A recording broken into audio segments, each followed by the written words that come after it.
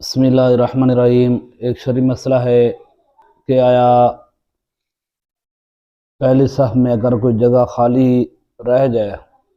تو اس صف کو پورا کیسے کرنا ہے؟ تو اس کا جواب یہ ہے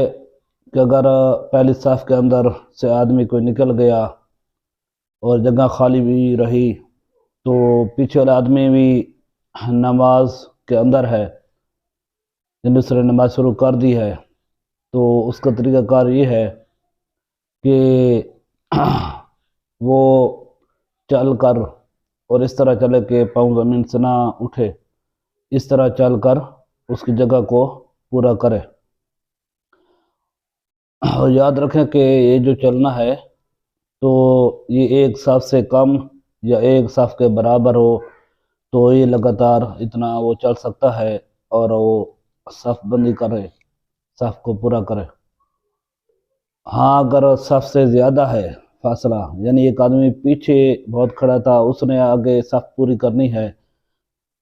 تو اس کا طریقہ کار یہ ہے کہ ایک صف کی مقدار وہ ایک ہی حساب سے چلے گا، اور پھر جب ایک صف کے برابر وہ چل لے تو پھر وہیں پر رک جائے، اور اتنا رکے کہ جتنا 3 بار سبحان اللہ کہا جاتا ہے یا اتنی دیر لگتی ہے۔ اس کے بعد پھر جو ہے وہ آگے چل کر اپنی جگہ پر چلا جائے، مطلب جہاں صف کو پورا کرنا ہے۔ تو اگر لگاتار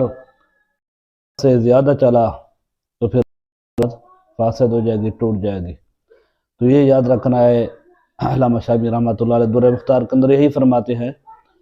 کہ ایک صف یا ایک صف سے کم کا فاصلہ ہے تو لگاتار چلے، صف پوری کرے،